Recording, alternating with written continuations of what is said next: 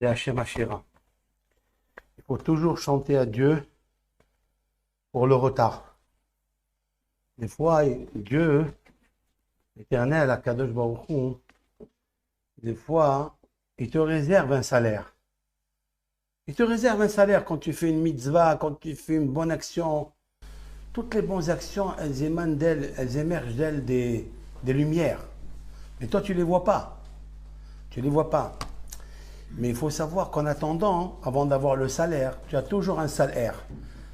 Et tu attends, et tu attends, et tu attends. Mais quand ça vient, quand ça arrive, boum, hein, jackpot, paf, ça marche très très fort. Nous allons saluer tous les auditeurs, les internautes qui nous suivent. Et comme je veux que ce cours il soit, si je veux bien dispatché, c'est pour ça que mon technicien n'est pas là. Et oui, il n'est pas là, c'est lui qui assure la technique. Là, moi, je ne suis pas un grand technicien, mais je vais essayer. Hein, je vais essayer d'arriver. Est-ce que tout le monde m'écoute là-bas? Je peux voir si les internautes, parce que des fois, ils n'écoutent pas le cours. Ça va? Tout va bien? Le son, il est bon avant de commencer? Hein? C'est bon? Le son est bon à la chanson aussi? Chacun a sa chanson et son chant. Surtout un chant magnétique comme aujourd'hui, après Purim, en Israël, Shoshan Purim. Oh, combien de joie il y a dans ce mois, combien de force il y a dans ce mois. Alors j'ai choisi aujourd'hui un thème, je ne sais pas si vous l'avez reçu, ce thème qui est extraordinaire aujourd'hui, qui est en rapport avec la pierre précieuse qui s'appelle le rubis. En hébreu, le rubis s'appelle Odem, c'est-à-dire ça s'écrit dans la Torah, Aleph, Dalet, Mem, comme Adam. C'est très beau ça. Alors, j'explique, parce que c'est un cours qui n'est pas seulement pour parler des pierres précieuses. Non. Il y a des choses très précieuses au-dessus de la pierre. Il y a quelque chose d'extraordinaire au-dessus de la pierre. Alors, juste, je vous informe ce qui est marqué dans la section que nous avons vécue, Shabbat, Paracha Tetzavé. Vous savez très bien que le nom de Moshe Rabbeinu n'est pas écrit dans cette paracha. Paracha Tetzavé. Il n'y a pas marqué le nom de Moshe. L'Éternel, à la demande de Moïse, de Moshe, de lui demander... Pourquoi te ruiner à acheter tes millefeuilles à la boulangerie alors que tu peux les faire toi-même? À quel moment il a dit Moshe ça? Moshe, il a dit lorsque le peuple d'Israël a fait le veau d'or, alors l'Éternel s'est énervé, il s'est mis en colère, et il voulait tout détruire. Ça veut dire changer le peuple, éradiquer complètement le peuple, les peuples hébreux, qui étaient là, qui venaient de recevoir la Torah. Ils ont fait le veau d'or. Et Dieu, sa rivale, c'est le veau d'or. C'est tout l'idolâtrie, il déteste l'idolâtrie. Le roi David, dans les psaumes, vous remarquerez, il dit, Dieu, tu détestes l'idolâtrie, je la déteste moi aussi. Je la déteste. Je suis l'ennemi de tes ennemis. C'est qui? Les idolâtres. Ce n'est pas les créatures de Dieu. Toutes les créatures de Dieu, chacun sa croyance, chacun son amour à l'Éternel, chacun son partage avec autrui. Mais les idolâtres, c'est autre chose. Et là, Tachlit Sin'a Senetim. Le roi David, il dit, je l'ai... Attends, tu vois, il y a quelque chose qui ne marche pas là. Tachlit Sin'a Senetim, ça veut dire, je les déteste à outrance. Il dit le roi David. D'accord? Mon cher Rabbeinu, quand il a vu qu'ils ont fait le veau d'or, il a dit à Hachem Itmar, écoute-moi, je sais qu'il y a maintenant, il y avait un mur, d'accord, une barrière. Dans ce mur, il y a une brèche. Et je sais que l'ange de la mort, il peut rentrer par cette brèche. C'est comme si vous ouvrez une brèche dans le jardin de quelqu'un, qu'il a travaillé dessus. Il a planté, il a un beau verger. Et puis, il y a une brèche. Et tous les voleurs, les prédateurs, ils peuvent rentrer, saccager, manger et piller. Qu'est-ce que cherche le diable? Voler, piller et mentir. C'est ça? Donc, il y avait cette brèche. Il pouvait rentrer dans cette brèche-là et saccager tout. Qu'est-ce qu'a fait Moshe Rabbeinu? Pour ne pas laisser l'ange de la mort rentrer dans la brèche, Moshe Rabbeinu, il s'est mis à la place de la brèche. C'est beau ça. Qui est-ce qui a dit une chose pareille? Où c'est marqué qu'il s'est mis à la place de la brèche? Il n'y a pas marqué nulle part. Oui, il y a marqué dans les psaumes du roi David. Il dit, l'Éternel s'est mis en colère à cause du veau d'or, et je cite en hébreu, Loulé Moshe Behiro, s'il n'y avait pas Moshe son chouchou, il est le chouchou. Qui est-ce qui a attesté cette parole qu'il est le chouchou de Dieu? Le choyé de Dieu, c'est qui? Le roi David. S'il n'y avait pas Moshe, son bien-aimé, qui s'est mis à la place de la brèche, il n'y aurait plus de peuple d'Israël. Finish. Donc, Moshe Rabbeinu, c'est quelque chose de grandiose. Alors, pour obtenir le pardon, Dieu lui a dit, bon, tu as remplacé la brèche, je ne fais pas rentrer l'ange de la mort, mais il faut qu'il y ait une brèche dans la Torah que tu as écrite. Je vais te dévoiler toute la Torah entière, mais il va y avoir un endroit où je suis obligé d'enlever ton mérite. D'accord? Et je ne mettrai pas ton nom. Pour Moshe Rabbeinu, ne pas mettre un nom dans la Torah, c'est très grave pour lui. Parce que la Torah est spirituelle, elle est éternelle, elle est infinie. Et enlever le nom de quelqu'un dans la Torah, hein, c'est pas évident. D'ailleurs, ce n'est pas tous les prénoms qui sont cités dans la Torah. Il y a quelques-uns. Par exemple, les femmes des tribus d'Israël, elles ne sont pas mentionnées, excepté Sipora, excepté la femme de Aaron, d'accord? Donc il y a beaucoup, dit Sheva, c'est pas évident. Rivka, Rachel, Léa, c'est pas Batia, qui n'est pas juive. Elle est mentionnée dans la Torah, parce qu'elle a sauvé Moshe Rabbeinu. Et là, Moshe Rabbeinu, on le prive. Dans quelle paracha on le prive? Dans quelle section on le prive? La paracha dont je vais vous parler maintenant, je ne vais pas parler de la paracha de la section en elle-même, mais je vais parler de la pierre précieuse du pectoral qui s'appelle le rubis. Parce qu'il y a beaucoup à dire sur ça. Parce qu'il y a beaucoup de gens qui me demandent, Rav, pour ça et pour ça, qu'est-ce qu'il faut faire? Alors j'ai fait toute une étude, ça fait longtemps, hein, j'ai écrit sur ça en hébreu, et là je suis en train de le traduire de vous le traduire en français. Et là-bas, il s'est marqué, donc il dit à Moshe, Moshe dit à Dieu, efface-moi de ton livre. Si tu n'acceptes pas, Mehenina, en termes, Mehenina, efface-moi maintenant, s'il te plaît, Misifrecha, de ton livre. Quel livre? La Torah. Normalement, il voulait l'effacer de toute la Torah. Mais Dieu lui a dit, comme tu as dit un mot qui est très très beau, Misifrecha, de ton livre. Ton livre. Comment ça s'écrit Sifrera? Sa mère fait Resh Yud Chaf. Comme si on pouvait dire Misefer Chaf. Du 20e livre. Chaf, c'est 20. Du 20e livre. Quelle est la 20e péricope depuis la Genèse? C'est quelle? Tetzavé. C'est celle-là. Et de quoi il parle? Il parle du pectoral que l'on met sur le cœur d'Aaron, le frère de Moshe Rabbeinu. Et c'est ça, mon cours, il commence à partir de maintenant. Maintenant, qu'est-ce qui se passe? Aaron avait donc un cœur exceptionnel. Alors, je tiens à vous dire quelque chose, c'est que Aaron, la semaine dernière, dans la paracha, il n'y avait pas le nom de Aaron. Une fois, Aaron n'a pas le nom, le prénom, et une fois, Moshe n'a pas le prénom. Qu'est-ce qu'on apprend de là? Qui sont les mêmes. C'est un demi-cycle et un demi-cycle. Ce n'est pas une personne entière, Aaron, et une personne entière, Moshe. Non. Ils font les deux une seule personne.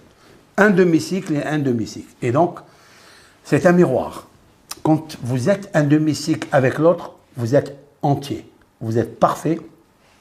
Vous êtes de connivence. Vous êtes la jouvence. Vous êtes l'amour. Vous êtes tout. En vérité, c'est comme ça que ça doit marcher le couple. Le couple, il doit marcher moitié-moitié. Si quelqu'un dit, moi je suis entier, toi tu dis moitié-entier, ça ne marche pas. Alors après, on se tourne le dos.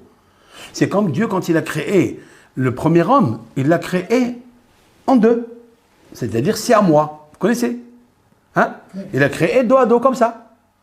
C'est-à-dire que Hava était entière et Adam était entier. Mais qu'est-ce qui s'est passé? Il commence à se disputer. Dieu, il a dit, bon, je vais la mettre en face de lui. Il a taillé en deux, ça s'appelle dans la Kabbalah, Nessira. Nessira, c'est comme le menuisier, il prend comment on appelle ça non, pas la scie. Le rabot. Il prend le rabot, le rabais. Il prend le rabot, et il fait la nessira. Ça veut dire, il enlève des petites lames, des petites lamelles de trucs. Dieu, il a pris le rabot, si l'on peut dire ainsi, et il a taillé entre les deux. Il a fait la nessira. Il les a coupés. Hein? Il a raboté. Rabotaille. D'accord? Bon. Alors donc, il les a séparés. Pourquoi? Parce que d'abord, Dieu n'aime pas les tourne-dos. Et il lui a dit à Adam Arishon et à Hava, je veux si à moi. Je ne veux pas si à moi. Ça veut dire en un mot, si à moi. Ça veut dire dos à dos. Je veux ici. Comme ça, toi, tu lui dis si, en 3 mots. Si à moi. Il faut que tu sois à moi. Ça veut dire que moi et toi, on est moitié-moitié. C'est ça que ça veut dire. Et ça, aujourd'hui, c'est très difficile d'arriver. Mon cher Rabbeinu, il a fait en sorte qu'une paracha, il n'y a pas son nom. Et Aaron, il a fait en sorte, lui aussi, il a demandé qu'une paracha, il n'y a pas son nom. Comme ça, il n'est pas supérieur à Moshe. C'est magnifique, c'est extraordinaire. Bon, je vais expliquer.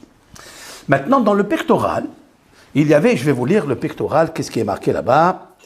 Il est marqué, qui est quelque chose de très, très, très chachouv, et on va l'étudier ensemble.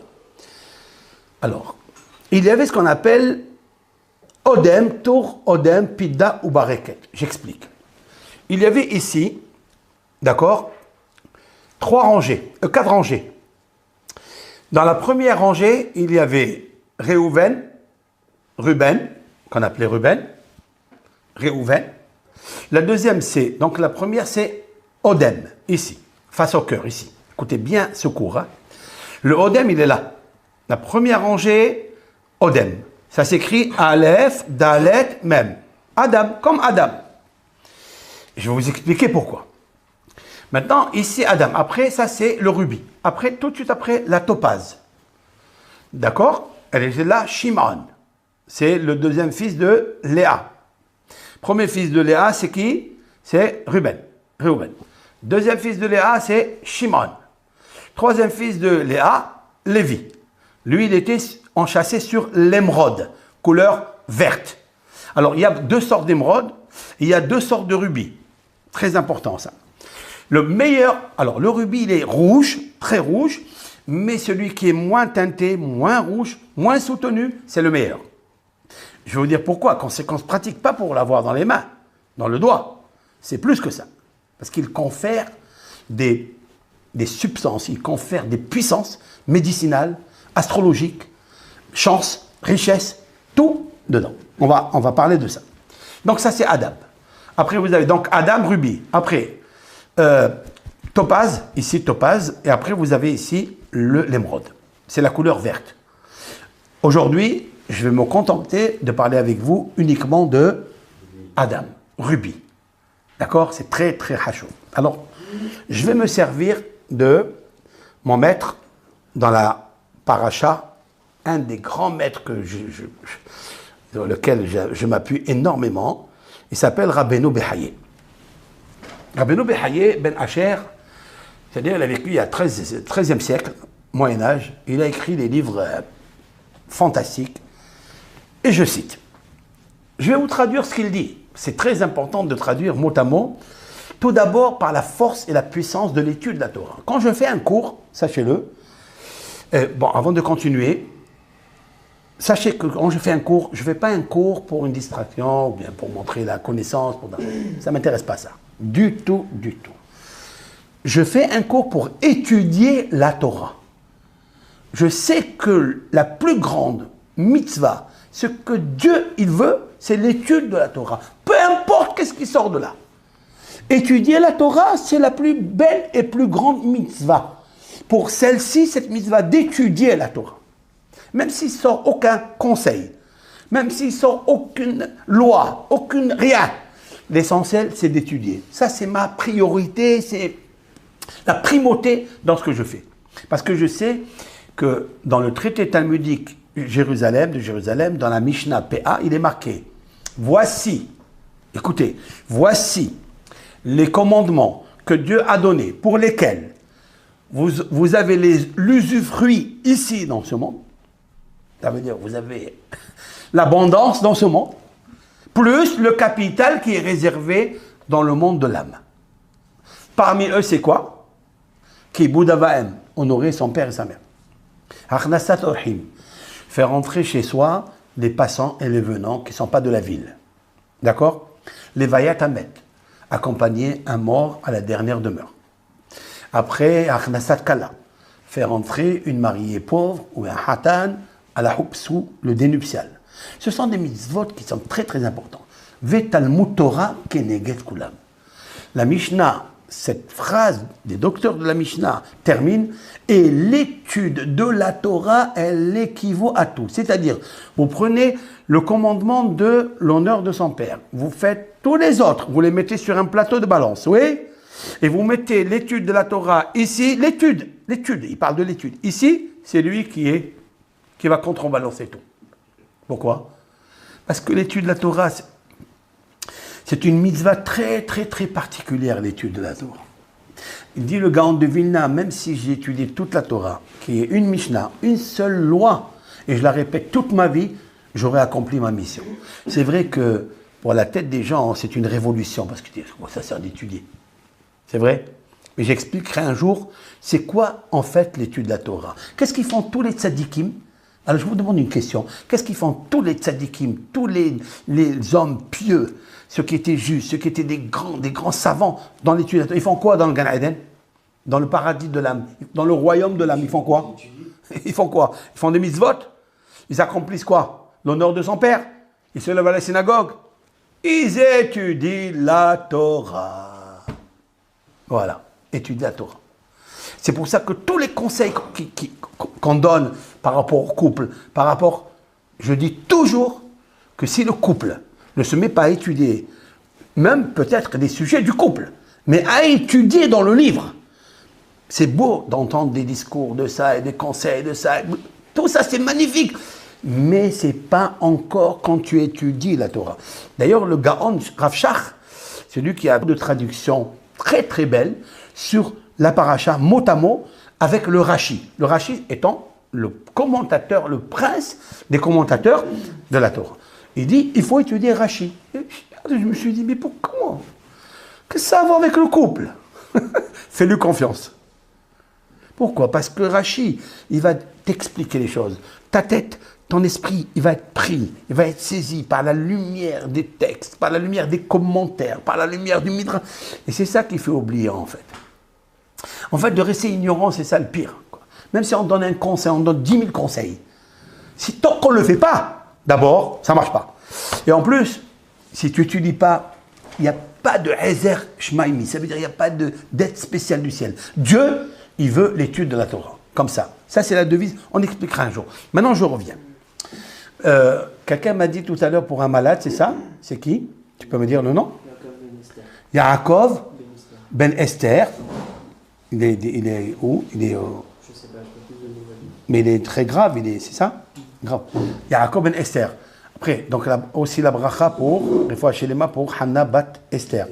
Et aussi le Rav Eliaou Raphaël Jami à Marseille, qui est aussi dans un état difficile.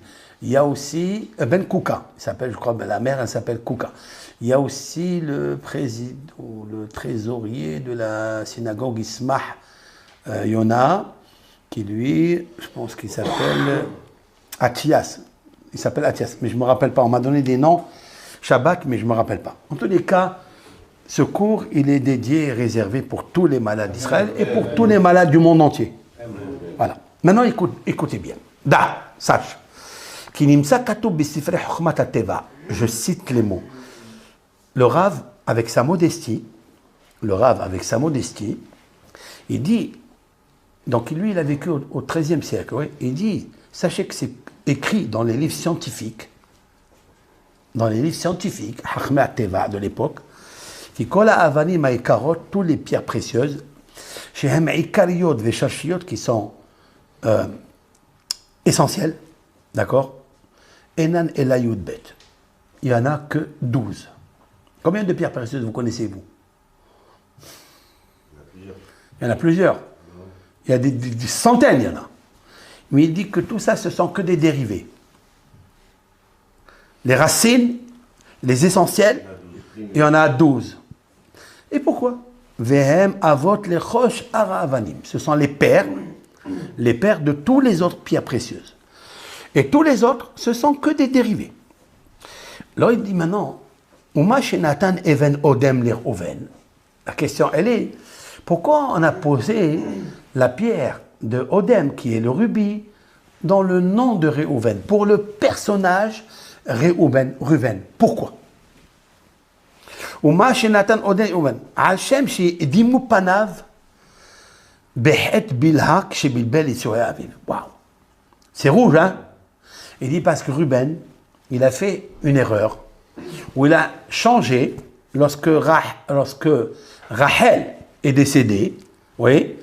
Alors, vous savez très bien que la couche essentielle de Jacob, notre patriarche, elle était dans la tente de Rachel. Point. Une fois que Rachel est décédée, Jacob devait se placer le lit de Bilha. Non, pas Bilha. Bilha. D'accord? Bilha, oui. Là, c'est la servante de Rachel. Puis, il a fixé son lit là-bas. Réhouven, sa mère est vivante encore. Sa mère, c'est Léa. Et pour venger l'honneur de sa mère, il a retiré le lit de Bilha, de la servante, et il a fait rentrer le lit de Léa. Voilà ce qui est marqué dans le Midrash. Et lorsque Yaakov, il a su ça, il l'a réprimandé. Et là, Ruben, il est devenu comme le rubis. Il est devenu rouge. Et à cause de ça, il dit, chez Dimupanav, parce que son visage, oh là là là là là là, ce truc-là.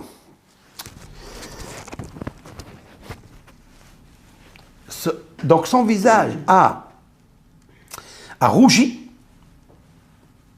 d'accord? À cause de cette faute-là, Véroda, il a avoué, il n'a pas eu honte. Il dit, quelqu'un qui rougit, il devient rouge, après il devient jaune. D'accord?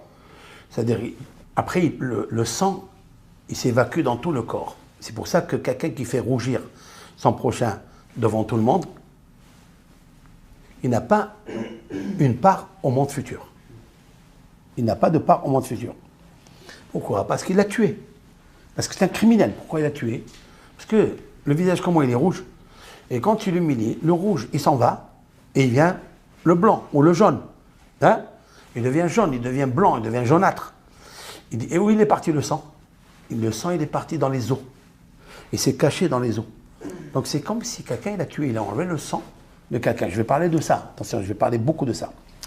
Alors, il dit le fait que Réhouben, il a subi cet affront et il a avoué qu'il avait fait la faute. Alors l'Éternel, il lui a dit, alors ta pierre, elle sera le rubis. J'explique.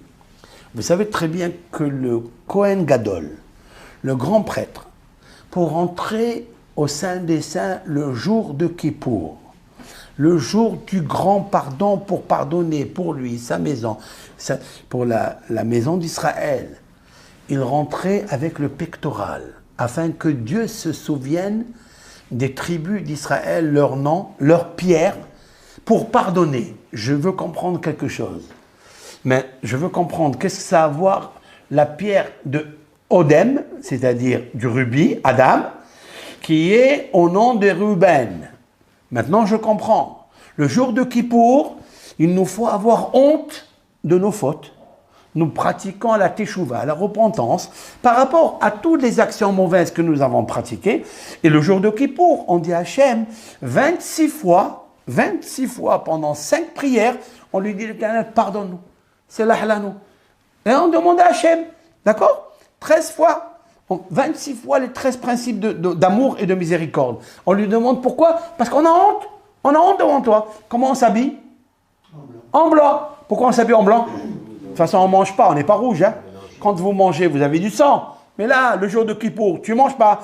Donc, tu montres à Hachem que vraiment, j'accepte la teshuva. J'ai fait une erreur. Je demande pardon à Hachem et tu deviens blanc. Tu deviens blanc. Qu'est-ce qu'il fait à Aaron?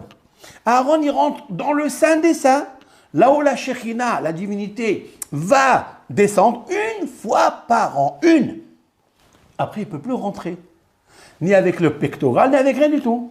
Donc, tout ce pectoral-là, qui étaient là, tous les 12 pierres, c'est que pour le jour de Kippour. D'ailleurs, ce qui est très beau, c'est qu'on envoie un bouc émissaire le jour de Kippour.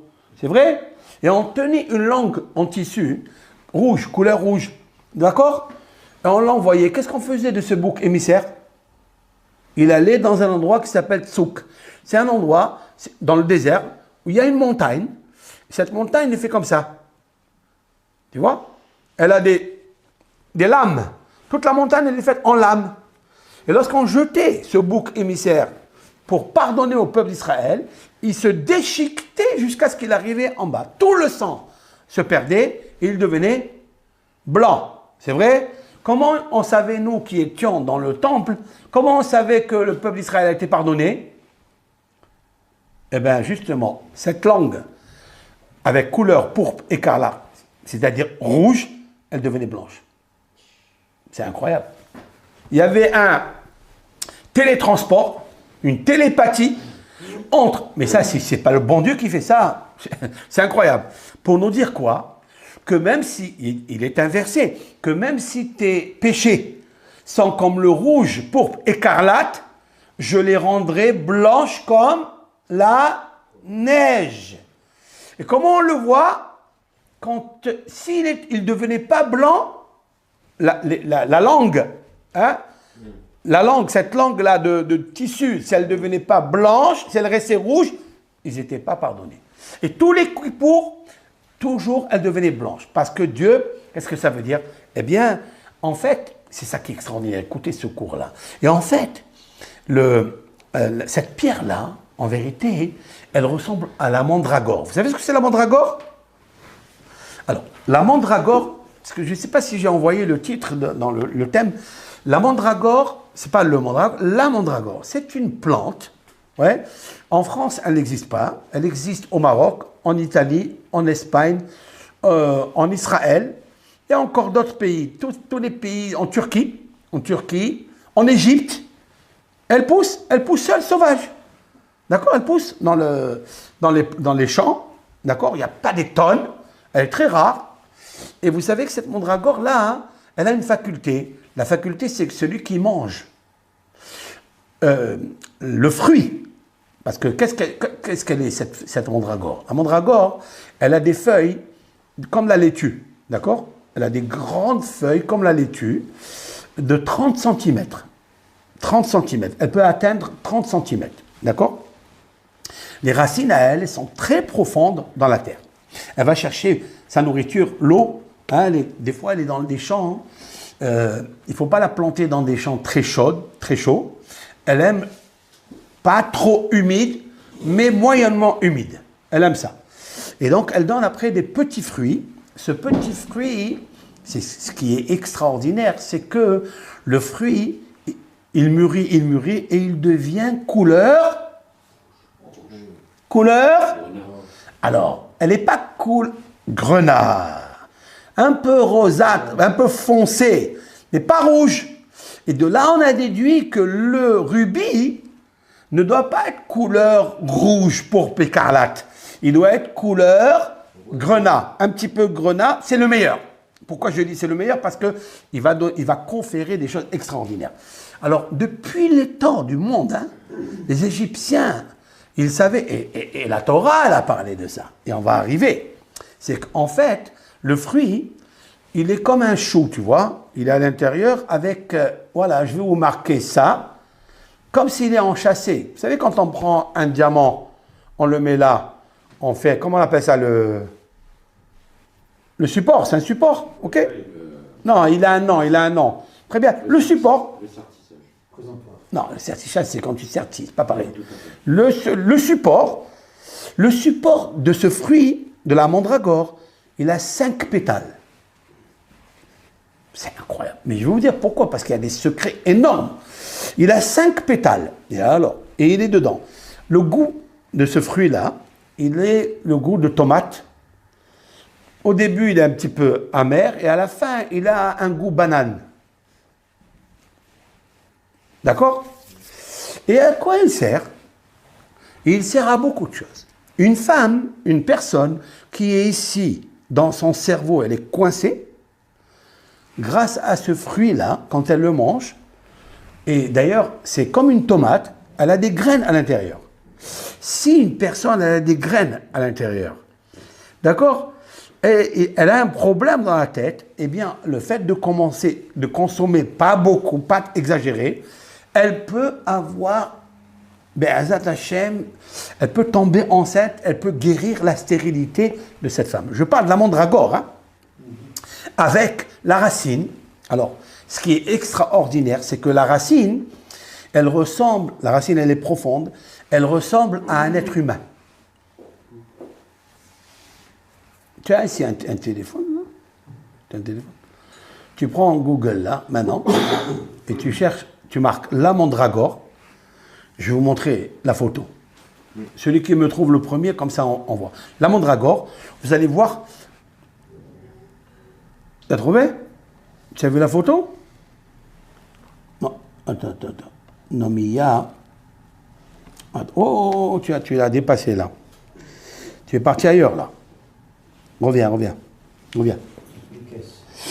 Vous voyez, la racine, elle est vraiment... Voilà. Vous avez vu? Vous avez vu la racine? C'est vrai ou c'est pas vrai ça? Non, parce qu'il y a des scientifiques qui ont essayé de vérifier. Ils n'ont pas trouvé exactement ce qui est marqué ici. Il n'y a pas. Ça ressemble, avec un peu d'imagination, nous pouvons trouver qu'il y a un tronc avec des bras. Mais si on imagine un peu plus, on voit une tête. Là, c'est un peu grossi, c'est un peu... tu vois, mais c'est pas bédiouk. À quoi elle sert? Eh bien, il te dit, voilà, ça c'est bon. Voilà. Ici, et Fania, chaque fois elle se sauve. Tu peux pas me la grossir celle-là? Voilà, papiche. Voilà, regarde. Vous avez vu ça, c'est extraordinaire? C'est fantastique ça. Ça existe. Alors il y a des chercheurs qui n'ont pas trouvé ça, mais il y a des chercheurs qui ont trouvé. Et Rabbeinu Behaye, il va témoigner qu'elle a la tsura, c'est-à-dire elle a la forme d'un être humain. Comme quoi? Alors maintenant, pourquoi je parle? Je suis un scientifique maintenant? Je ne suis pas un scientifique. Mais la Torah, elle a parlé de ça. Où? Alors revenons à Léa, parce que le thème d'aujourd'hui... que la nature est la Torah. Mais la nature, c'est la Torah. Et la Torah, c'est la nature. Mais la nature n'existe pas s'il n'y a pas la Torah. Parce que c'est la Torah qui a créé la nature. Il faut le comprendre, ça. Tu le sais, ça? Oui. D'où tu sais que c'est la nature qui a été créée par la Torah? Dis-moi, je te demande une chose. Pourquoi tu mets les téphilines dans la main gauche?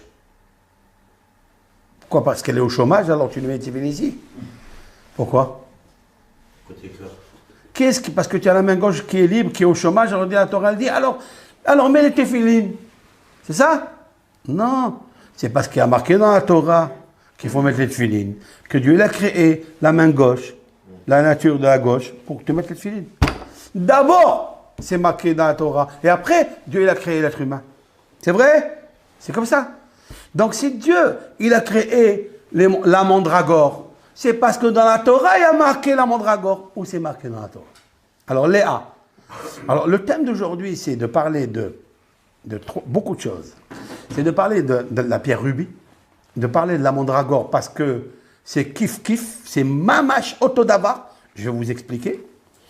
Enfin, si je veux savoir dans la plante, dans le végétal et dans le minéral, quel est l'objet ou quel est l'élément qui se ressemble et qui s'assemble. Et celui qui crée le Adam, l'homme, le Odem, d'accord, le Odem, c'est en fait ces deux, le minéral, qui est donc la pierre, Adam, Odem, le rubis, et aussi le mandragore. Et je vais vous expliquer des choses. Je voulais parler de ça, je voulais parler du prénom Ruben, Réhouven, très important. Je vous arrête de suite parce que Réhouven, qu'est-ce qu'on peut lire dans Réhouven? Qu'est-ce qu'on peut lire? Je vais couper le mot en deux. Réhou, c'est quoi Réhou? Voyez, regardez, Ben. C'est quoi Ben? Un garçon, un fils.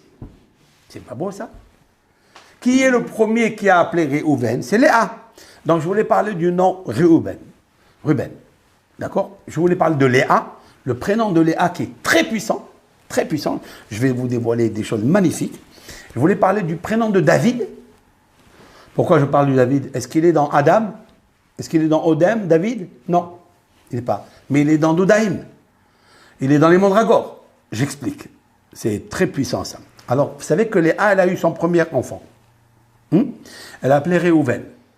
Qu'est-ce qu'elle a dit, Léa? Elle a dit, parce qu'elle était, en fait, elle était détestée. Léa était détestée. Détestée par qui? Par personne. D'accord? Mais personne ne la voulait. Comme si elle était refoulée. Alors, qu'est-ce que ça veut dire? Léa était moche ou elle était belle? Elle n'était pas très belle, hein? C'est toi qui le dis, ça. C'est marqué dans la Torah qu'elle n'était pas belle. C'est vrai que c'est marqué sur Rachel, elle était très belle. Mais c'est marqué, les yeux suivaient très bien ce cours. C'est marqué, les yeux de Léa étaient racotes, c'est-à-dire étaient fines. Rachel, dans le même verset, on a marqué une qui était racotte, ça veut dire elle avait les yeux, on va expliquer. Et Rachel à côté, elle était très belle de stature et de filiforme, elle était très très belle. Comment je demande moi à l'Éternel, toi qui es miséricorde, toi qui es bon, comment tu mets une lecture que le monde juif va lire, ou le monde entier va lire, hein? Le livre le plus vendu, le plus traduit, c'est la Torah, oui. Tu vas mettre à côté une sœur, à côté de l'autre, une tu vas marquer qu'elle est moche, et l'autre tu vas marquer qu'elle est belle. Où on a vu ça? C'est comme un père, il va dire, il a une fille qui est très belle, et l'autre, d'abord la beauté, qu'est-ce qui la fixe? C'est nous, hein? C'est dans notre tête, à nous, c'est la beauté comme ça, si elle est fine, si elle est belle, les yeux comme ça, elle a le corps comme ça, elle est miss. C'est nous qu'on décide. Mais la Torah, ici, elle vient nous raconter que ce n'est pas vrai. La définition de la beauté, ce n'est pas ce que toi, tu as envie par ton ego. Non. Alors, si c'est comme ça, pourquoi tu y mets une à côté de l'autre? Une, elle est racotte, mais elle ne dit pas qu'elle est moche. Hein? En vérité, d'abord, je cite le Midrash. Léa, Vayar Hashem qui c'est nous à Léa. Et l'Éternel a vu, il n'y a que l'Éternel qui a vu. Ça veut dire que le patriarche Yaakov, il n'a jamais montré à Léa qu'il ne l'aimait pas. Jamais de la vie. C'est vrai qu'il a désiré plus la petite parce qu'il était le plus petit. Et ils ont entendu que, d'après la Bat-Kol, c'est-à-dire c'est comme une sorte de prophétie, que Yitzhak, il avait deux garçons. Le premier, c'est Esav, Ésaü, qui était impie, idolâtre. Le deuxième, qui était bon, pieux, qui étudiait la Torah, etc. Et Lavan avait deux filles. La grande, c'est Léa, et la petite, c'est Rachel.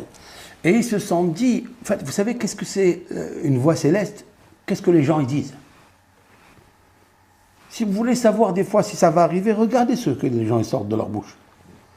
Parce que qui va aller écouter la voix céleste maintenant? Comment on va la concrétiser, cette voix céleste? Comment on va la concrétiser? Qu'est-ce que les gens ils disent? Vous voulez que je vous dise quelque chose? Il y a un monsieur qui travaillait dans un produit et il m'a demandé quelque chose. Il m'a demandé, est-ce que j'achète des marchandises? D'accord? Un problème de Chine avec l'Amérique, etc. Et moi, je lui ai dit, achète le maximum. Il m'a dit, mais j'ai fait stock déjà. J'ai fait un stock déjà. Il m'a dit, j'en ai jusqu'à avril. Je lui ai dit, achète jusqu'à décembre l'année prochaine. Vous écoutez? Mais moi, pourquoi vous croyez que je suis prophète? Je ne suis pas prophète. Mais qu'est-ce que j'ai fait? J'entends les voix célestes. Et il dit, il va voir ça, l'autre il va voir ça. L'autre dit, allez, envoie. Il a acheté la marchandise jusqu'à décembre et il n'en a plus. On est quoi maintenant? On est combien maintenant? On est février? On est mars demain. Eh bien, il n'y a plus de marchandises. Il a tout vendu. C'est incroyable. Et je lui dis alors maintenant, il m'a dit, je lui ai dit non, maintenant ça y est, tu t'arrêtes. Tu l'as vendu, fini. Ça veut dire quoi? Pourquoi quelqu'un qui reçoit le Ruach HaKodesh, aujourd'hui, il n'y a pas d'esprit saint pour personne. Il n'y a pas de prophétie. Depuis que le temple il a été détruit, d'accord? Il n'y a plus de Nevoua, il n'y a plus de prophétie. Mais alors, qu'est-ce qu'il y a? Il y a Bat-Kol. Il y a une voix céleste comme ça qu'on entend, hein, d'accord? Et cette voix céleste, elle te dit, les gens, qu'est-ce qu'ils disent? Alors les gens, ils disaient que la grande, elle va se marier avec l'impie, avec Ésaü. Et la petite, les gens disaient, les gens, elle se mettait à pleurer, jusqu'au point où elle a perdu Cécile. Hein? Elle s'appelait pas Cécile, hein? Elle a perdu Cécile. Ok. Alors, elle s'est mise à pleurer. Mais c'est pas marqué dans la Torah, ça, Rabotaï. J'accepte ce qu'ils disent, le Midrash, Hachamim, nos sages ont dit ça. Mais vous croyez que c'est ça que la Torah a dit, Rakot? Écoutez bien ce que je veux dire. En vérité, les yeux de Léa étaient Harukot. Rakot, ça veut dire long, visionnaire, perçant. Elle était très belle, Léa. La beauté se trouve dans la visionnaire. C'est ça la beauté. Et Rachel, elle n'était pas visionnaire. La longueur. Rachel était belle physiquement. D'accord? Et qu'est-ce que je suis en train de vous dire là? Et oui, c'est vrai. Qui est-ce qui a eu le plus de cadeaux de Dieu dans les enfants? Qui a eu le plus de cadeaux? Avoir des enfants, c'est un cadeau céleste. Oui? Sachar Peria Baten. Recevoir dans sa matrice des bébés, c'est un salaire extraordinaire du ciel. Combien Léa elle en a eu? Hein? Presque la moitié elle a eu. Ok. Alors, mais plus que ça, d'où il sort le Mashiach? Le Messie, d'où il sort? De Dieu. De quelle tribu? Juif. Yehuda. C'est qui le fils de Yehuda? Il est le fils de qui, Yehuda? Il est de Léa. Voilà, Mashiach, il sort de Yehuda. D'accord? David Amelech, c'est le arrière-petit-fils de David, de Yehuda. Ok. D'où il sort le Kohen Gadol, le grand prêtre? D'où? Aaron. D'où il est sorti Aaron? De Lévi, le troisième fils de Léa. D'où il sort Moshe Rabbeinu, le roi, le prophète? D'où il sort? Frère de Aaron, de Lévi. Aoud. Après, qui? Kohen, Lévi. D'où il sort les Lévi'im? De Lévi.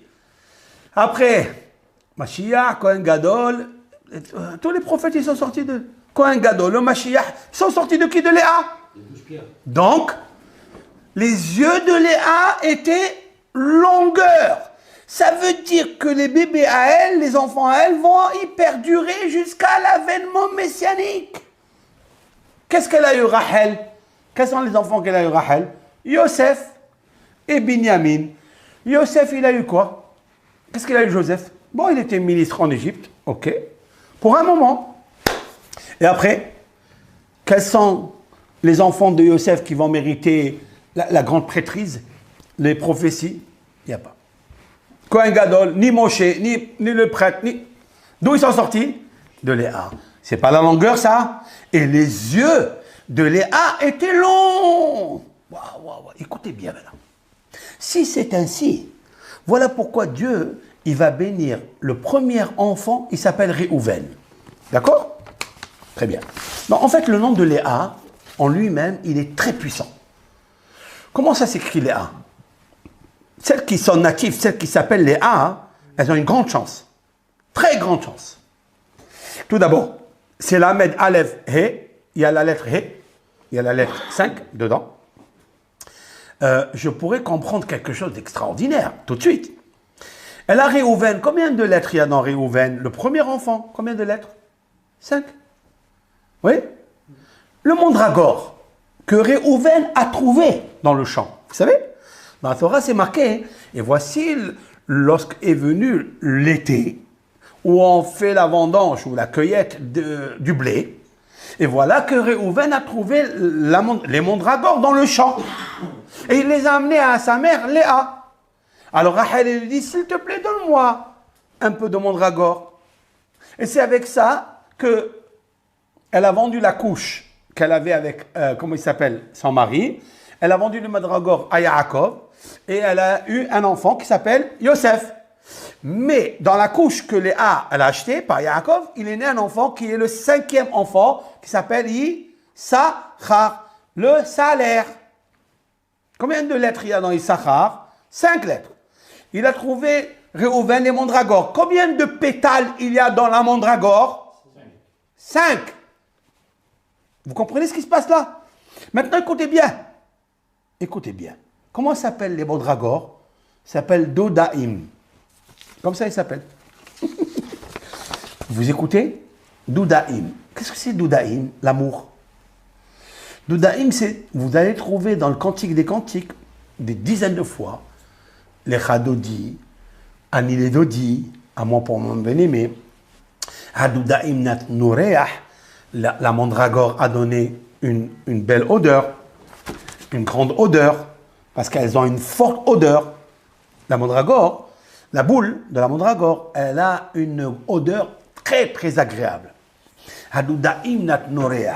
De là, on voit que pour les amours, dans le couple, il faut acheter du parfum.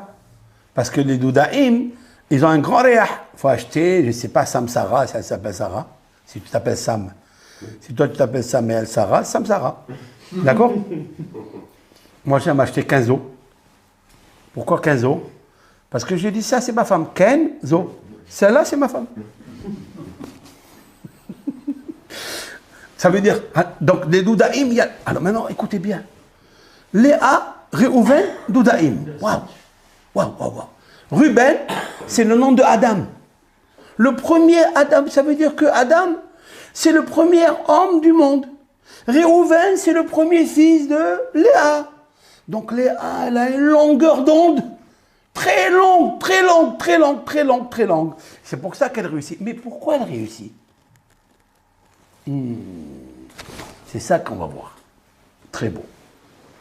Vous savez combien elle fait la feuille de centimètres? Je vous ai dit tout à l'heure. Vous avez retenu ça? La feuille, elle est comme une laitue.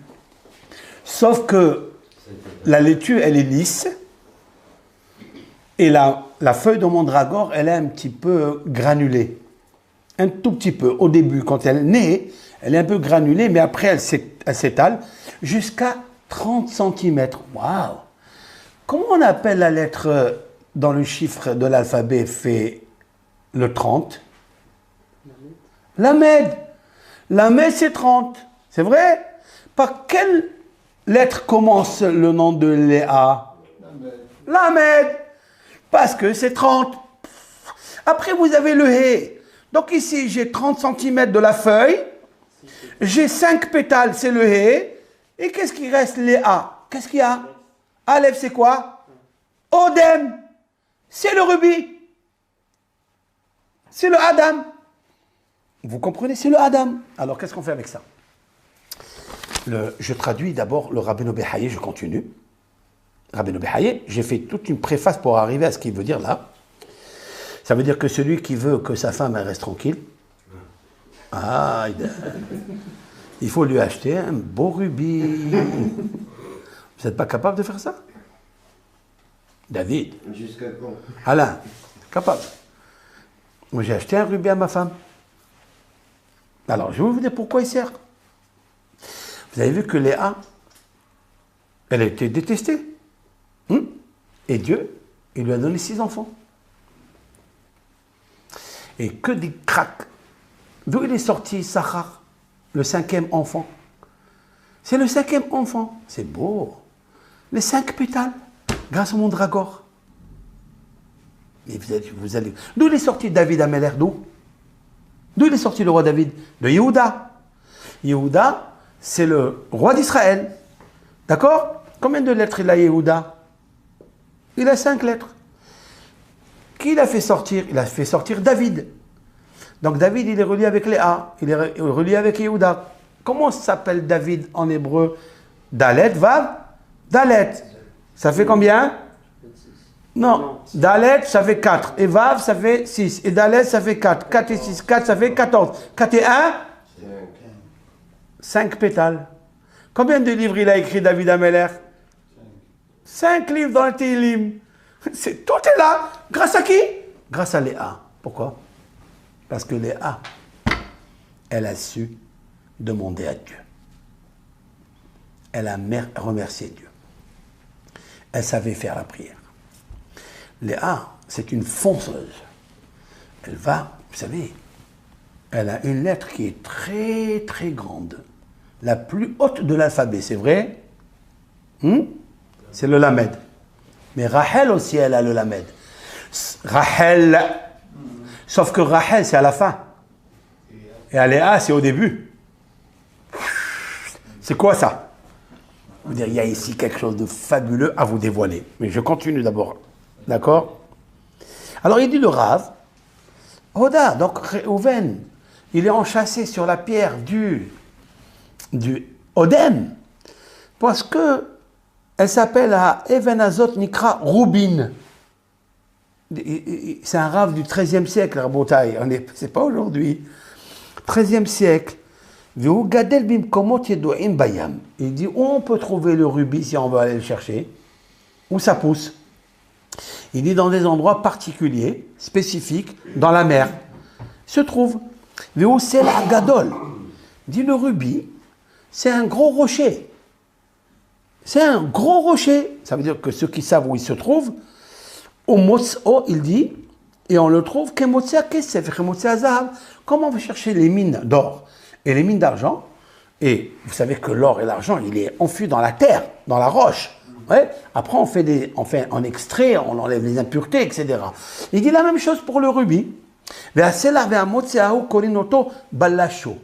Il dit lorsque ça c'est un terme peut-être en hébreu, peut-être même en arabe, je ne sais pas. Il dit que quand on la trouve brute, comme ça, pas nette, ça s'appelle balacho.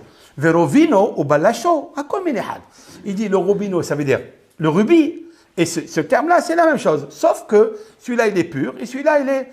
Mais le meilleur, c'est qui? C'est Rubin, c'est le rubis. Il dit Adom Betachlit. Maintenant, et c'est ça qui est expliqué dans le Targum, dans la traduction araméenne, il dit que Rubin, nous on dit que c'est rouge. D'où on sait que c'est rouge? D'où on a su que c'est rouge? Nous avons le Targum Onkelos, c'est-à-dire, vous savez qu'il y a 2000 ans, il y avait le neveu de Titus, qui a détruit le temple. Vous voyez? Son neveu s'appelle Onkelos, c'est un Romain, s'est converti au judaïsme. Il a mérité après d'écrire le plus célèbre commentaire traduit en araméen, qui s'appelle Onkelos. Et lui, il traduit rubis. Comment il traduit Odem? Il traduit Samkan. Samkan, ça veut dire en araméen, c'est rouge. Vous avez vu? Le sang, Samkan. Etc. Maintenant, il continue. Alors, bon, il a la couleur du sang. C'est pour ça qu'il s'appelle Odem. Alors, en fait, on écrit Adam, mais on appelle Edem. Pourquoi? Il dit le Rav. Hamirta behisaron vav. Quand on écrit, normalement, on l'appelle Edem, mais il s'écrit Adam. Pourquoi? Parce que l'essence même de cette pierre, elle confère à Adam un bébé. Elle confère à toute personne. Il va le dire. Mais il dit parce que toutes les... Il va le dire là, tout de suite.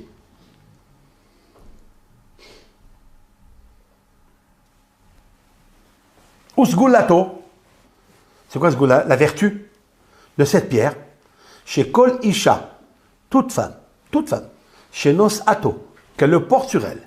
Ena mapelet le'olam nefalim. Elle ne fait jamais de fausse couche. Elle ne fait pas tomber le bébé. Et aussi, Amrou, ils ont dit, les scientifiques, hein? Ça cale, oui, absolument. Il dit, Amrou, shtov la isha maksha leled. Une femme qui n'arrive pas à accoucher. Beaucoup de femmes n'arrivent pas à accoucher. Tu lui mets le rubis et il sort comme une lettre à la poste. Ve Amrou, aussi, imsho hakim oto. Si on le concasse, on le pile, d'accord? Si on prend la pierre, on la pile, c'est ça? Hein? Il dit, et on le mélange avec un peu de nourriture, une soupe, et on la boit, mo'il harbe laherayon, ça confère à tomber enceinte, kadoudaim, voilà où j'arrive. Comme la mandragore, Chez Matzah Réhouven, que Ruben. Il n'y a que Ruben, le rubis, qui a trouvé le mandragore. Il n'y a personne qui aurait pu le trouver par hasard. Ni Shimon, ni Lévi, aucun enfant d'Israël n'a trouvé ça que Ruben. Parce que le Ruben attire le Ruben. Le Réhouven, c'est cette pierre qui est Adam. Vous savez qu'est-ce que c'est Adam? Adam, c'est domé, ressembler. Pourquoi on l'appelle Adam? Parce qu'il est sorti de la terre. On l'a extrait de la terre. Adama, oui? Mais c'est plus que ça. Ça, c'est le matériel, ça, c'est le corps. Mais qu'est-ce qui ressemble plus céleste? Quelle est l'imagination? C'est domé la Elion, parce qu'il ressemble au supérieur. Ça veut dire que de la même façon qu'il y a ici, vous, moi, le visage d'un homme, d'une femme, il vient ici, là-haut, il y a la même chose. Il y a ce qu'on appelle en haut dans la Kabbalah, dans le Zohar, Adam Elion, l'homme supérieur. C'est pas, n'imaginez pas qu'il y a un visage, hein? N'envisagez pas ça. C'est assourd ça. D'accord? Non. Ah, c'est interdit. D'accord? Maintenant, il dit que celui qui le concasse, et il le boit à dose infinitésimale, hein, homéopathique, il le boit, elle peut tomber enceinte. D'ailleurs, qu'est-ce qu'elle a fait Rachel des mandragores qu'elle a acheté de Léa? Qu'est-ce qu'elle a fait? Alors, est-ce qu'elle a mangé ou pas? Alors, il y a une grande discussion sur ça. Mais, elle n'a pas compté sur ça pour tomber enceinte. Elle n'a pas compté. C'est vrai que si Dieu, il a créé ces facultés-là, c'est pour une raison. Ça veut dire, Dieu, il a créé la nature. Dans cette nature, il y a une substance qui, oui, peut faire tomber enceinte. Cependant, elle a prié. C'est marqué que dans le texte que l'Éternel a écouté la voix de Rachel. Ça veut dire quoi? Qu'il a écouté la voix de Rachel. Si elle avait pris les mandragores comme une sorte de médicament, de recette, etc., de remède, pourquoi la Torah nous dit que Dieu, il a entendu la voix? Quelle voix? Ça veut dire qu'elle a prié. Ça veut dire que j'ai besoin des deux choses. De là, on décèle une loi extraordinaire que quand on prend des médicaments, n'importe quel médicament, si par exemple, un jour, et en Israël, il y en a beaucoup comme ça, et au Maroc, celui qui voyage au Maroc, si vous avez l'occasion, vous allez dans des champs, vous demandez à des musulmans qui savent où aller. Vous cueillez tout. Alors, bien sûr, attention, la racine. Alors, j'ai vu quelqu'un en train de la, comment on appelle ça, de la décrocher, mais Réhouven ne l'a pas décroché du sol lui-même. Pourquoi? Parce que c'est un grand danger, et ça on ne le comprend pas, pourquoi? Il a fait tirer ça par son âne. Réhouven a pris un âne, ouais, il l'a attaché avec une corde, ouais, cette corde-là, il a attaché la racine de la mandragore, et c'est l'âne, lorsqu'il a poussé, il a arraché le sol, parce qu'elle peut amener, Dieu préserve, une maladie pour celui qui la déracine du sol. Ouh, c'est très très puissant. Pourquoi? Pourquoi? Qu'est-ce qu'il y a? Parce que vous savez très bien qu'il est interdit de couper un arbre et de l'abîmer. Par exemple, un arbre fruitier, vous le savez? Un arbre que vous avez dans votre jardin. Et c'est un arbre qui donne des fruits, c'est-à-dire qui donne au moins 1,2 kg. Cave. Kouf bête. Kouf bête, ça veut dire kouf c'est 100, bête c'est 2, 1,2 kg de fruits. Si ça arrive. Et vous avez besoin de cet endroit-là. Vous avez besoin de l'endroit, oui, et vous voulez le tailler, vous n'avez pas le droit de le faire. Et celui qui le fait, qu'est-ce qui se passe? Il meurt de faim. Et il ne vivra pas. Il ne vivra pas. Il meurt de faim. Il meurt. Pas de faim. D'angoisse. De vie. Il meurt. Tout court, il peut perdre la vie. Pourquoi? Parce que c'est marqué qu'un arbre qui donne des fruits... C'est l'arbre de la vie, on dit. Non, ça c'est l'arbre de la vie, c'est vrai. Mais parce que c'est marqué un autre verset qui a Adam, et c'est ça qui m'interpelle dans les mots, qui a Adam, car l'homme, il est comme l'arbre des champs.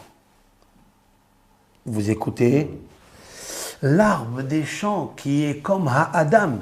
C'est quoi l'arbre des champs qui est comme Adam? C'est quoi? c'est la mandragore. Et quelqu'un qui tue une personne, oui, il y a 2 témoins, qu'est-ce qu'on lui fait? Eh ben, on le tue. S'il y a 2 témoins, on le tue. Où c'est marqué ça? C'est marqué dans la Torah.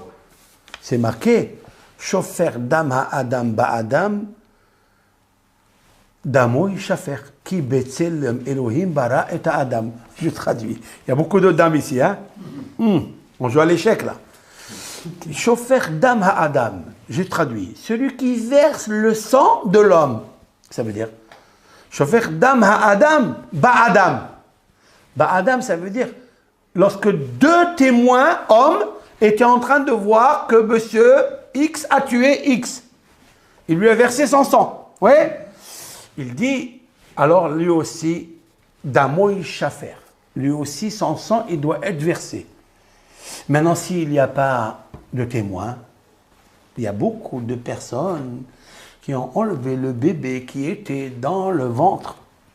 Ils ont fait ce qu'on appelle une hapala. Comment on appelle ça? Un avortement. Bon, alors ça, je tiens à dire que c'est très important. Quelle est la teshuva pour ça? Si maintenant ça s'est fait, allez, qu'est-ce qu'il faut faire? Qu'est-ce que cette femme, elle doit mettre? D'abord, elle doit mettre un rubis sur elle. Elle doit mettre un rubis sur elle. Parce que le rubis va lui rappeler que c'est Adam. D'accord? C'est Adam. Et la Torah, elle nous dit, lorsqu'il y a des témoins, alors on lui enlève la vie comme il a enlevé la vie. Mais s'il n'y a pas de témoin, pas de témoin. Le verset de la Torah, il a laissé une place à une interprétation géniale. Ki betzelem Elohim bara et Adam. Car l'Éternel a créé l'homme à sa physionomie. Et qu'est-ce que ça veut dire? Ça veut dire que si tu as enlevé un bébé du ventre et personne ne le sait, il faut savoir que Dieu il le sait.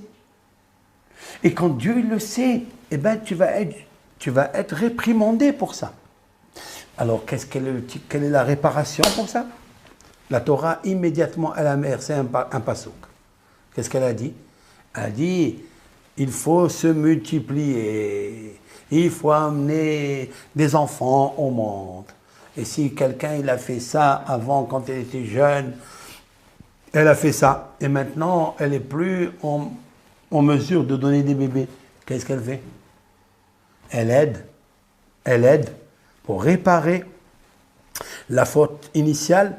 Elle doit aider une maman jeune qui n'a pas les moyens et elle doit l'aider à avoir des enfants.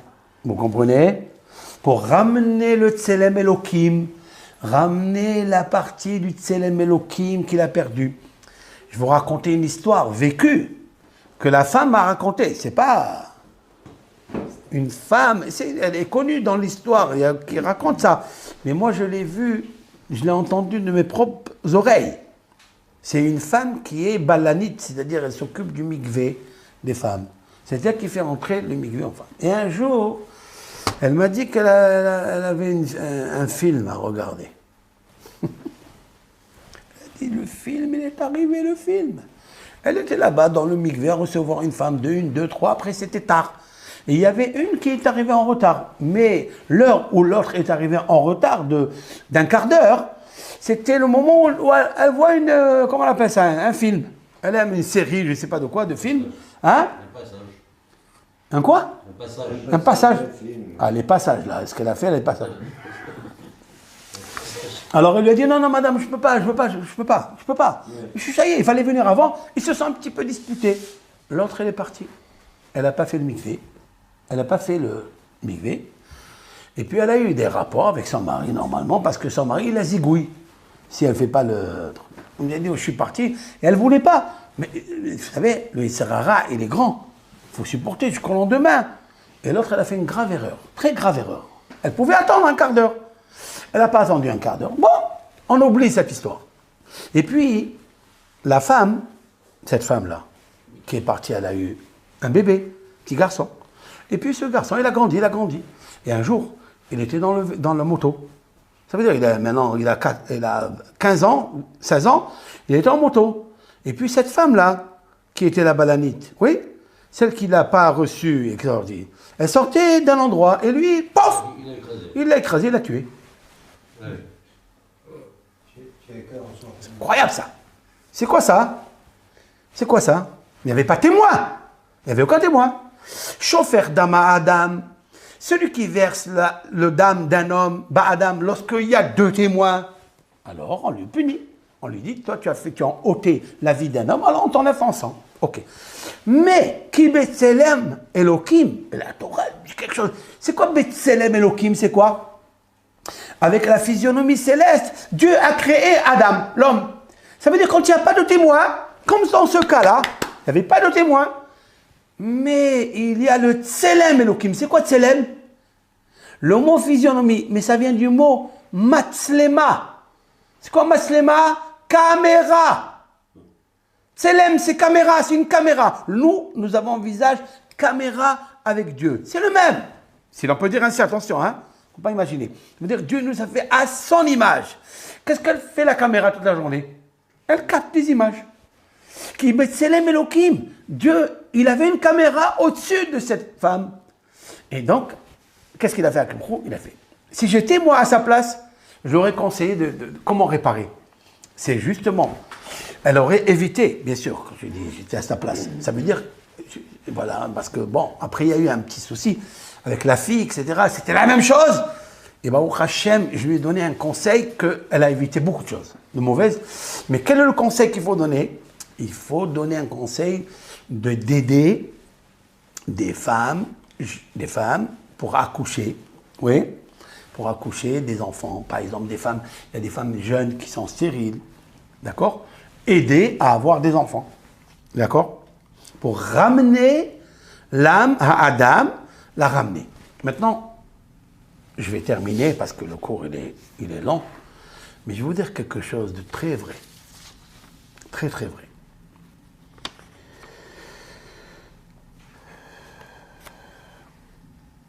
Léa, c'est une grande dame.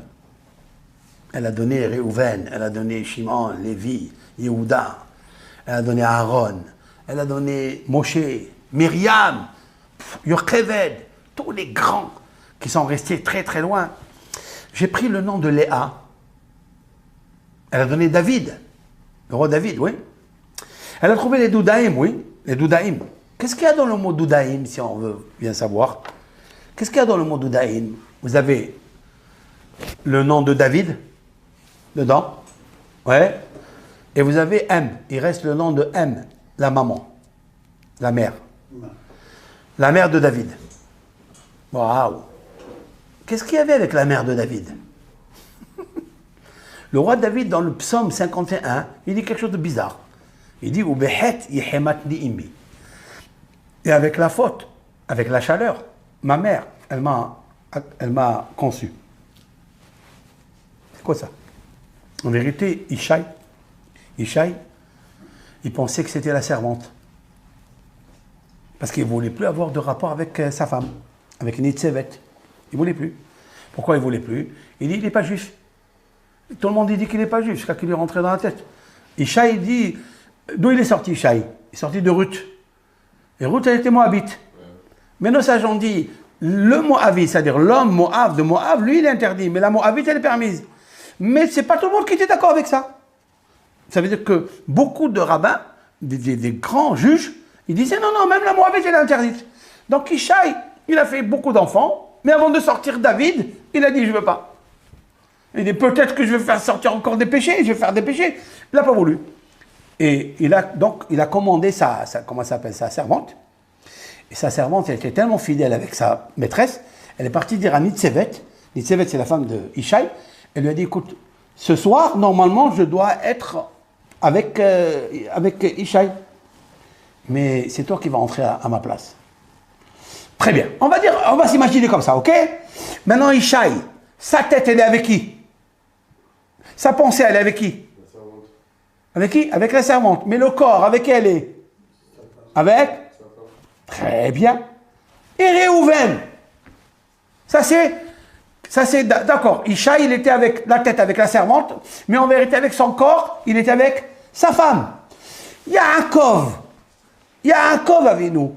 quand il est rentré pour se marier avec qui? Avec Rachel. Mais qu'est-ce qu'il a fait son père Lavan? Il a fait rentrer Léa. Donc sa tête, elle était avec Rachel et le corps avec Léa. Waouh, waouh, waouh. Ils ont subi le même sort. Et qu'est-ce qui sort de ça? Qu'est-ce qui sort de ça? Des grandes sadikim, des grands maîtres. De Léa, il sort Réhouven, qui va sauver Yosef. C'est lui qui va qui sauvera Yosef. Bon, c'est un peu compliqué. D'accord? Il lui a fallu 7 ans, non? Hein? Il lui a fallu 7 ans. Pour qu'il puisse aller avec Rachel. Oui, 14 ans. 14 ans. 14. Il a travaillé 7. Oui, ça va, Ouais. Mais tu me dis quelque chose de très fort là. Parce qu'il a attendu 14 ans pour se marier avec Rachel. Mais Rachel, elle ne va pas avoir Yosef qu'après. Parce qu'elle va ajouter. Mais en fait, 14, c'est quoi? C'est David. Ça veut dire que grâce à qui? Grâce à qui elle va avoir un enfant? Rachel. Oui, c'est grâce à Réhouven, grâce à Léa, qui va lui donner les mandragores pour sortir le bébé. Tu comprends? Tout ça, c'est du ciel. Tout ça, c'est fait par le ciel. Bon, finalement, donc on voit de là quelque chose ça veut dire que Réhouven, dans sa tête, c'est un vrai Adam. Ça veut dire qu'en fait, tous les Ruben, hein, ils ont une forte, quelle force ils ont? Quelle force? Visionnaire. C'est pour ça qu'il s'appelle Réhouven. C'est un fils, Réhou, qui a une vision. Ça, c'est Léa. Léa, elle avait ça. Bon, donc je vois que Doudaïm, vous savez combien c'est la valeur numérique d'Oudaïm? Ben, c'est très beau, ça. Ça veut dire qu'en fait, la personne, si elle va au Maroc ou elle va je ne sais où, en Israël, et elle demande, elle commande des fruits, des d'Oudaïm, ou bien des racines. Vous savez que même les feuilles, elles se mangent avec la laitue. Vous pouvez mélanger des feuilles, il ne faut pas trop consommer, et elle confère, qu'est-ce qu'elle confère? Un calme. Celui qui mange les feuilles de la mandragore, s'il a l'insomnie, écoutez bien ce que je vous dis, s'il a l'insomnie, elle le calme. Elle le calme. Si par exemple quelqu'un, hein, je veux parler ouvertement avec tout le monde, hein, quelqu'un, il refoule d'avoir des rapports avec son épouse, ou bien il se passe des fois des choses où on n'a pas envie. Qu'est-ce qu'il fait pour retrouver, pour se booster, quoi? Qu'est-ce qu'on fait? On mange les feuilles de la mandragore. C'est incroyable. On n'a pas besoin de Viagra ou la comment il s'appelle tout ça. Pas besoin. D'accord? Ça veut dire que c'est des choses cachères, ça. Avec la laitue. C'est incroyable. Maintenant, celui qui prend la racine. La racine. Oui, la Torah, elle a dit ça. C'est pas. Parce que, en fait, quand Léa, elle ne pouvait pas avoir d'enfant, pourquoi il lui a amené le mandragore? Parce qu'à ce moment-là, Rachel, elle a commencé un petit peu à vieillir. Et elle s'est dit, Bobo, je ne vais pas avoir d'enfant. Il est venu le mandragore, il a ajouté de l'amour. C'est pour ça que ça s'appelle Doudaïm, Dodi, mon bien-aimé. C'est Mamash l'amour. C'est pour ça que le nom de David, c'est l'amour. Ah, maintenant, je comprends beaucoup de choses, non? Pourquoi? Parce que le nom de David, c'est le Télim. Celui qui lit, celui qui a perdu l'amour. Oui? Celui qui est refoulé, celui qui est détesté. Comme Léa, ben on crée David. On prend les psaumes et on commence à étudier. Le psaume, c'est vrai ou pas? Maintenant, je termine juste avec quelque chose en vous montrant c'est quoi Léa. Le sod, un grand secret que Dieu m'a donné. Un grand. Et le nom de Léa, toutes celles qui sont natives de Léa, elles ont quelque chose de magnifique. Comment on écrit Léa? Lamed, oui. Vous voulez que je vous le marque ici? Non, je vais vous marquer en grand, comme ça vous allez le voir. Léa, elle est à l'honneur aujourd'hui. Regardez. Vous marquez Léa. D'accord. Ce cours, en fait, il fallait le préparer bien avant. Alors, vous avez vu le mot Léa? Ça, c'est Léa, oui? Léa. Valeur numérique 36. Oui? 3 et 6? C'est le chiffre de la vérité. Tous les Léa, elles sont de vérité. Toutes les Léa. Il faut faire très attention à elles parce qu'elles sont très rigides, très rigoureuses. Très rigoureuses. D'accord? D'ailleurs, le matin, quand il a vu que c'était Léa, il s'attendait que c'était Rachel, oui. Et puis après, il a trouvé que c'était Léa. Il lui a dit, mais qu'est-ce que tu fais là? Elle lui a dit, mais toi, qu'est-ce que tu as fait à ton père quand tu t'es déguisé et tu lui as pris à Esav, tu lui as pris les bénédictions? Il a dit, moi aussi, je me suis déguisé. Elle lui a dit la vérité. Mais c'est une vérité, c'est du tac au tac, tu vois? Tac, tac. Toi, tu as fait ça, moi, je te dis ça. C'est pour ça que le roi David, il sort d'elle. Parce que David, quand le prophète Nathan, psaume 51, il lui dit, comment tu as fait une faute avec Bathsheba? Bethsabée, la semaine dernière, on a parlé de ça, non? Alors il lui a dit, j'ai fauté. Il dit toujours la vérité. Waouh! David, c'est le émettre. Émettre les David. Il y a un verset. Émettre les David. Les David émettent. Le roi David émet. D'où ça sort cette vérité? De Léa. Très bien. Voilà le nom de Léa, d'accord? Maintenant, sinon, nous allons faire ce qu'on appelle, on va concasser le nom de Léa. On va le concasser. Quand on prend une olive, oui, on la concasse, on fait quoi? On fait sortir quoi? Le jus. Quel jus? Mais où est ce jus? L'intérieur. Viens, on va voir, on va concasser le nom de Léa, on va sortir le jus à l'intérieur. L'huile d'olive. Qu'est-ce qu'on fait sortir à l'intérieur? Allez. Alors, je vais marquer. Comment on lit un lamed? Lamed. Voilà, je vais faire marquer lamed, ok? Après, il y a Aleph. Léa. Aleph. Après, il y a un He. On va l'écrire avec Aleph. Voilà. Ok? Vous avez vu ce nom? Alors, combien j'avais de lettres? 1, 2, 3. Combien j'en fais rentrer encore? 4, 5, 6, 7, 8. D'accord? Il y a 8 ici. Ok? Vous me suivez? Très bien. Ça donne un chiffre. Je ne vais pas parler du chiffre, parce qu'il y a un autre cours à faire sur ça. La dimension de Léa, elle est puissante, nucléaire. Mais ce qui m'interroge le plus, ce qui m'intéresse, dont je suis fasciné, c'est l'intériorité. Qu'est-ce qui est sorti à l'intérieur? Allez. Il est sorti ici. Vous avez vu, on a ajouté un Aleph? Ok, on a ajouté un Aleph, je vais marquer ici. On a ajouté un Dalet. Oui, ici, Lamed. Dalet, oui, vous avez vu? Oui. On a ajouté un Mem. Aleph, Dalet, Mem. Adam. Odem. Le rubis. L'homme. Et qu'est-ce qui reste maintenant dans les lettres? P et Lamed. C'est quoi P et Lamed? Paul. C'est quoi Paul? Tombé. Tomber le Adam, c'est-à-dire fausse couche. Ça ne fait pas tomber le Adam. Le rubis, le Odem, ça retient l'enfant. Et ce n'est pas une démonstration magnifique, ce que les scientifiques et les kabbalistes ont dit, que celui qui porte le rubis, sur lui, il ne fait pas tomber le bébé, il ne fait pas de fausse couche. Et celui aussi qui facilite de faire sortir le bébé, c'est vrai. Maintenant, comment ça s'appelle le miracle du sang? Ça veut dire qu'il retient le sang. Oui, le rubis retient le sang. Écoutez bien. Vous avez le P.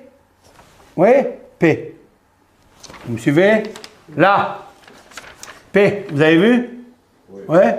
Après, vous avez le Lamed. Oui. Vous avez le Aleph. Oui. Pélé. C'est quoi Pélé? Le miracle. Qu'est-ce qui reste ici? Dalet même. Dame. Le miracle du sang. Vous comprenez? Et tout ça est inscrit dans le mot Léa. Donc Léa, elle était belle ou elle était moche? Puissante. Elle était puissante, Léa.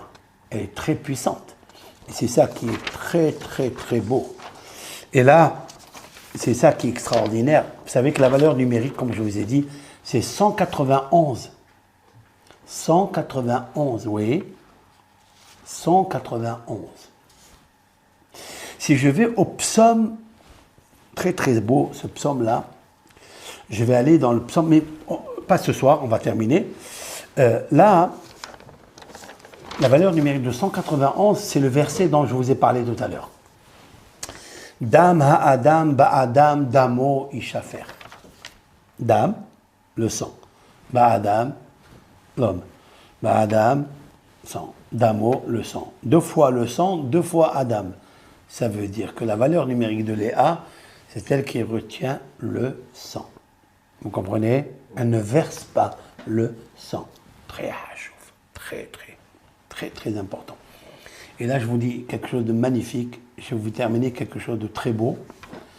C'est que, vous savez, pour ma part, à moi, avec l'aide d'Hachem, j'ai écrit ça dans mon livre, en hébreu. Et en fait, vous savez que Ruben, ouais, lorsque les frères de Yosef ont voulu tuer Yosef, c'est vrai, ils ont pris les couteaux et les sabres pour le tuer. Qui a sauvé Yosef de la main de ses frères? Ruben. Quelle est la phrase qu'il a sortie, que la Torah, elle a écrit éternellement? Qu'est-ce qu'il a dit à ses frères? Je vous le dise. Al tishpechu dam. Ne verse pas le sang. Ne verse pas le sang. Voilà pourquoi on met ici, dans le pectoral, le nom de Adam, au nom de Ruben, parce que Ruben, il est le fils de Léa. Et Ruben, il a dit, j'ai sauvé Yosef, car j'ai dit, ne verse pas le sang. Et pourquoi ne verse pas le sang? Quand tu verses pas le sang, alors tu mérites d'être enchâssé sur la pierre qui s'appelle Adam. Comme ça, tu seras toujours un homme. Et pas Adam. Ça veut dire Aleph à côté et Dam à côté. Al tishpechu dam. Vous comprenez ça? C'est très très puissant ça. Le Rabbi Chaim Vital a dit quand il y avait une épidémie dans sa ville, c'était en Irak, hein, il était à Damas. Il était à Damasek. Il y avait une épidémie, 2 épidémies. Les femmes, elles mouraient jeunes et la plupart, elles étaient stériles. Et Rabbi Chaim Vital, l'élève intime du Hari Akadosh, c'est un grand kabbaliste, très grand kabbaliste, pour vitaliser la chose, il a dit que toute personne, elle doit porter un rubis sur elle. Ça enlève Shaitan, ça enlève le mal, Adam. Et toutes les femmes qui se sont procurées des rubis, elles sont tombées toutes enceintes. Sans carte vitale. Vous écoutez, mais c'est la Torah. Maintenant, tout ce que je vous dis là, tout. La semaine prochaine, je vous le démontre dans les versets de la Torah. Je vous le montrerai dans les versets de la Torah. Par des sauts de lettres de 77. 77, c'est quoi? Quelle valeur numérique? Mazal. J'ai pris le mot Mazal et j'ai trouvé la lettre Odem, c'est-à-dire le rubis, dans tout le passage de Léa, avec Réhouven et avec la mandragore. Et c'était très beau. Ça sera pour la prochaine fois. B'ezrat Hashem. Puisse l'Éternel nous aider. Merci pour ce cours. Merci d'être là. Avec le confinement, avec tout ça. Alors, juste une prière que je voulais faire. Bémet, je m'associe avec ce Dvar Torah à tous les malades, vraiment tous les malades. Combien de jeunes. On ne sait pas, on entend tous les jours des nouvelles alors qu'on a pensé que ça y est, c'est fini, que tout va s'arrêter. Maintenant, il paraît qu'il va y avoir une 3e vague, une 3e dose. Je ne sais pas, il y a les mutants, il y a les variants, il y a les variantes, il y a les... On perd la tête. On perd la tête. Anna Hashem. Il faut prier à Kadosh Baruch Hu, l'Éternel, qui nous sauve.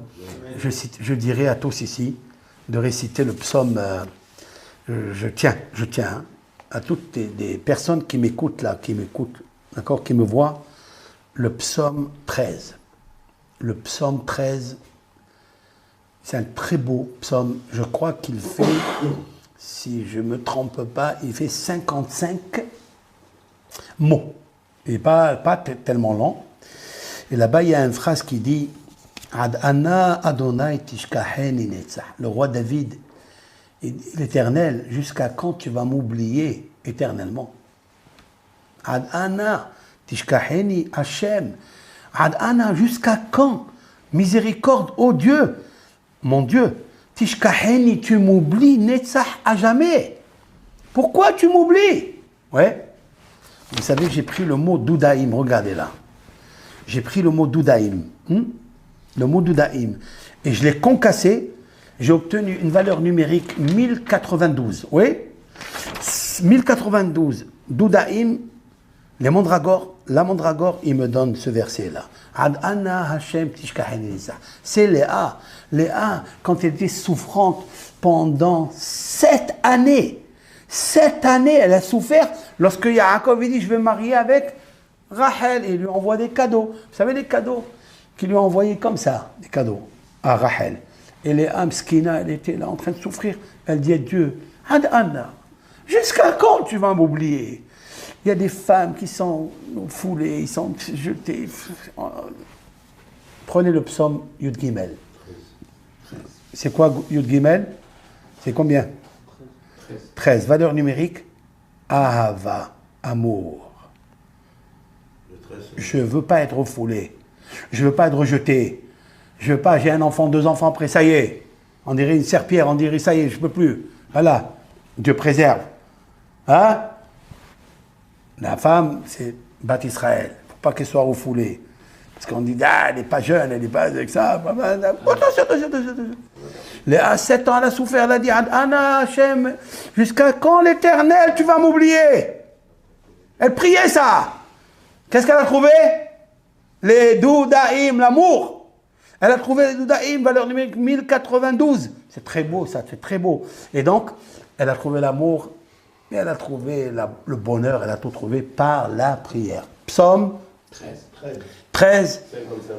13, c'est le chiffre de la 13 miséricorde, 13 fondements de miséricorde. Hashem, Hashem, El, Hanoun, Verahum, Erech, Apayim, Verab, Hesed, Ve'emet, Notzer, Hesed, L'Alafim. Il y a 13 principes de miséricorde de Dieu, de l'amour. C'est un psaume extraordinaire qui donne de l'amour pour enlever, pour refouler le refoulement. Vous comprenez? Il ratsonne que Hashem il nous écoute, que toutes ces paroles-là. Amen. Amen. Kol tov lachem.